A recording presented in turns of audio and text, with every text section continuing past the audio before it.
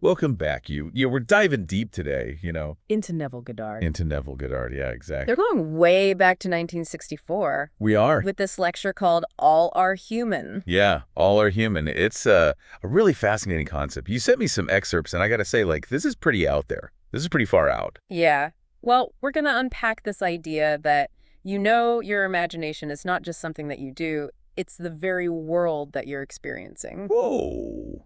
Right. I mean, that's a huge jump. Just to say, okay, my imagination, you mean all these things around me, people, places, things, Mhm. Are you saying that's like a projection? It's like almost coming from me. Well, let's see what Neville says. Let's break it down. Yeah, let's break it down. He uses a quote from William Blake's Jerusalem. Which really sets the premise for this whole lecture. Yeah, let's hear it. What is it? All are men in eternity. Rivers, mountains, cities, villages, all are human. And when we enter into their bosoms, we walk in earth and in heaven. And when we enter into our bosoms, we walk in earth and heaven. And all that we behold, though it appears without, it is within, in our imagination, of which this world of mortality is but a shadow. Okay, so there's a lot in there. But basically what Goddard is saying is that everything, at the basic level, there's this human essence, this eternal reality Right. to everything. Right. And that each person, each individual is either this ark of God that contains all of eternity within it, or just a phantom, just an illusion. Right. And he says that, you listening, you are that ark Yeah. that is going to realize this divine potential, and that this world, that we see as so solid is really just the thing that's helping that realization to unfold. It's wild. And then he gets into these biblical texts and he points out that passage from John 5:26, which talks about all those in the tomb that will hear his voice and come forth. And he links that to the Blake quote and also to the Blake quote in Europe, where he talks about the dead awakening to the voice of the child, which is like the Christ consciousness for Neville. So it's this awakening. It's this huge awakening from Yeah. this limited perception, this spiritual slumber, Yeah. you know. And so the first one to truly awaken brought this completely new way of seeing things. It's liberation. Right. Right. Freedom from restraints. Yeah.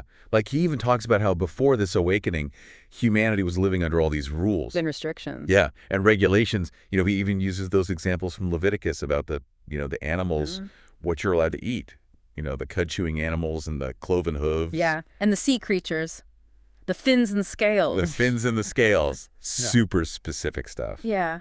It's interesting that, how much restraint there was. Oh, it sounds so restrictive. Yeah. But then, this awakening came, and this idea that it's not what you consume, it's what comes from the heart. Yeah. It's the internal state. Yeah, yeah, that defiles you. And then he goes on to say something really crazy, really far out there. He says there's going to be a time when humanity realizes that we never ate anything or killed anything or wounded anything but ourselves. Yeah.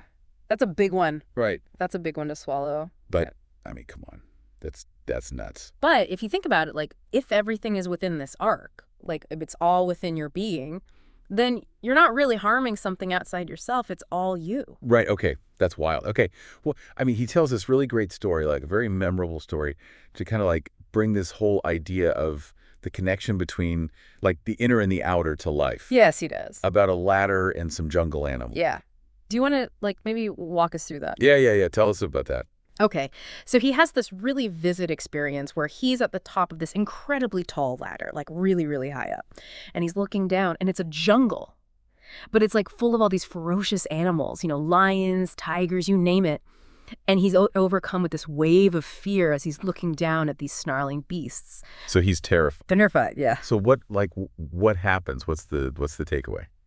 Well, he has this realization that the threat that he's seeing, these terrifying animals, are actually just a reflection of his own emotional state. That the aggression that he's seeing in the animals is a mirror of the fear. Oh, wow. That's within him. His inner state is being projected outwards. It's manifesting as this threatening reality. Wow. Okay, so then, what happens?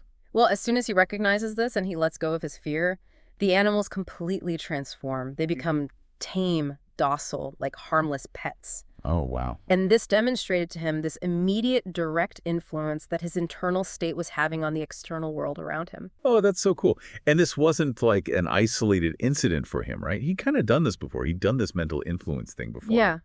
You're right. He had another experience where he stilled his mental activity. Okay. And everything around him in the world froze. It became completely immobile, like as if sculpted out of marble or clay. Yeah. Like nothing could move while he held this internal stillness. Okay. And so then, like with the animals on the ladder, he did that same thing. Yeah, he did the same thing. He arrested his inner life force. Yeah. And the animals who were, so fierce before, they became inanimate, like without breath, just like statues. Like frozen. Yeah, like frozen. And this leads him to ask this like key question. He says, well, if I were to eat one of them now, what life would I be taking? And he concludes that since he was the one that through his perception seemingly gave them life, he could only take back what he had projected in the first place. That is powerful.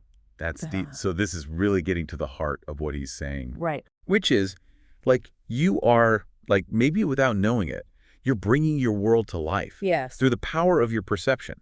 That nothing has, like, this inherent independent existence outside of how you're perceiving it. Wow. So, he says the world, as you experience it, moves and breathes and exists within your awareness because you're the one animating it. Okay. So now we get into, like, another really far out idea. Yeah. That you can influence others. Yes. Just by, like, changing how you feel about them inside in your mind. Yes. He says you can change someone's attitude, even their circumstances, just by changing your imaginal acts concerning them. And this is without their awareness or consent. It's a very personal thing that you're doing. You're changing your perception of that individual. So just by changing how you imagine someone, you're actually changing them. You can change their life. Yeah, their behavior, their disposition. Wow. So that brings us all the way back to that quote from Blake about everything, like, appearing without, but actually being within in the imagination. Yeah. And he even explains what Blake meant by bosom, right? Right. So Neville says that Blake uses bosom synonymously with imagination. And he points out that Blake even says, ever expanding in the bosom of God, the human imagination. So he's saying that the bosom of God is divine imagination. Okay. So the human imagination, the divine imagination, it's all, like, the same power. It's just thing, yeah. different expressions of it. It's just the intensity that's different. He says, with divine imagination, it's so focused, it's so intense that things happen instantly. But, our everyday, the way that we're using our imagination, it's not as focused. And so it takes longer. It takes time. Yeah. Okay. So if we're all, like, shaping our world, even, like, without knowing it with our imagination, that brings up some, like, crazy questions. Like, he even says, that he was scared when he realized that this frightening vision was actually himself. Right. Yeah. That moment of self-recognition in something that could be potentially negative can be scary. Yeah. And Neville quotes Blake again. Blake said, eternity exists and all things in eternity, independent of creation, which was an act of mercy. And Neville says that that act of mercy is like the animation of this pre-existing eternal reality by God. Okay. So, like, God, what she's saying is breathing life into this, like, eternal but dormant framework. Yeah, exactly. And so we can, like, become scared of what we've, like, projected. Yeah. We might be afraid of our own creation. Wow. Even though, like, the basic structure of things, the archetypes of people and animals and so on, they're eternal. They're always there. Yeah. So to go beyond that fear and to really, like, shape this reality that we're a part of, he says we have to imagine others as we desire them to be. Right. With confidence and, like, without their knowledge. Yeah. And to hold on to that reality with faith. Like, just believe it. Yeah. Believe it, because that is the creative power within. Wow. Okay, now, he gets into this idea of, like, what really lasts. Yeah. What endures. Yeah. Like, everything is changing. Yeah. What actually remains? Well, he says that what really endures is love.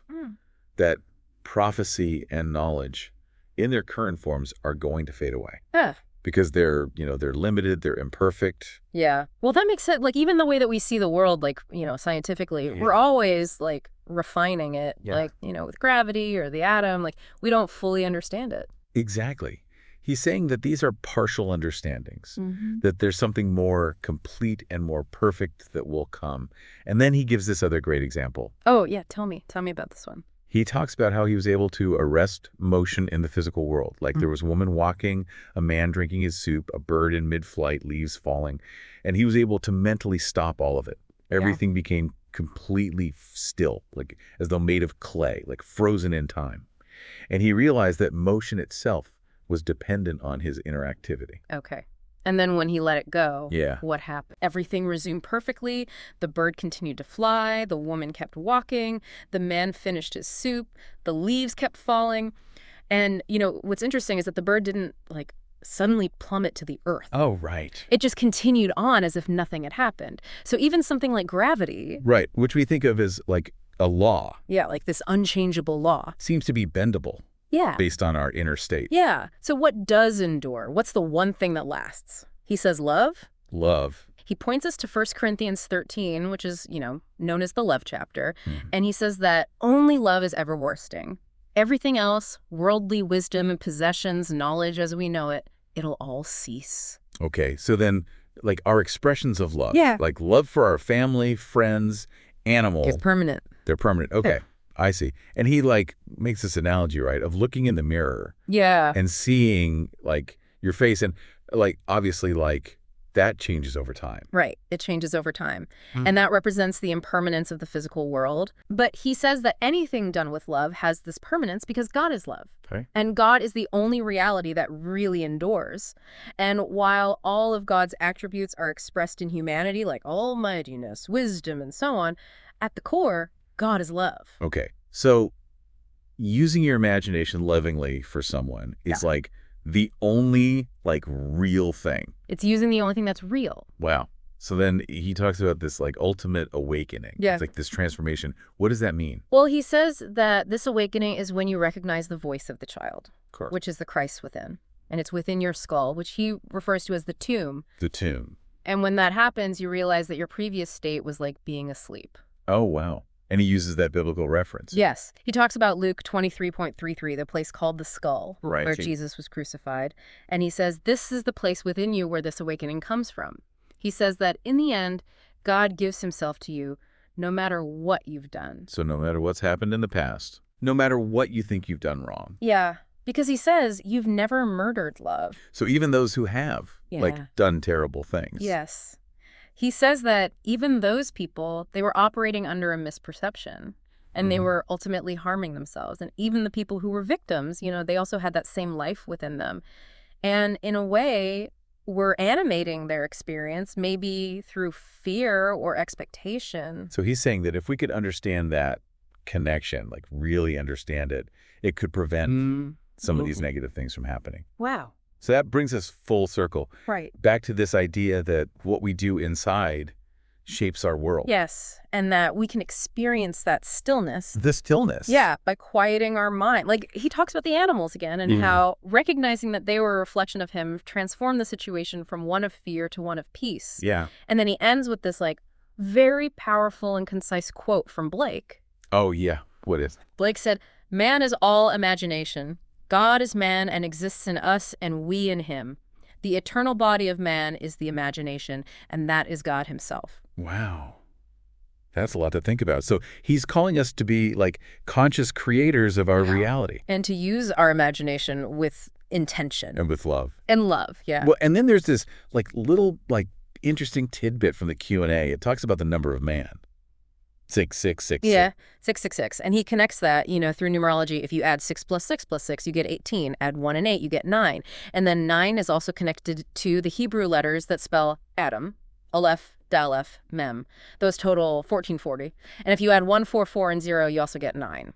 Right. Okay, so he's saying that the number 9 is kind of like the number of man. Right. Yeah. And then that ties into the 144,000 who are saved, who bear the name of the Father, the I Am, and the Son, Jesus, on their foreheads. Which he says really means, I am Jesus. Right. Like, you are Jesus. Like, the listener is Jesus. Whoa. Okay.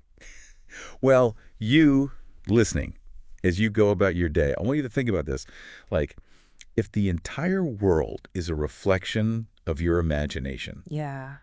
what does that mean? It's a huge responsibility. It is a huge responsibility, but also, like, so much power. Yeah. It's pretty mind-blowing. It is. So, yeah, keep thinking about that. Thanks for joining us for another deep dive. We'll see you next time. See you next time. Bye.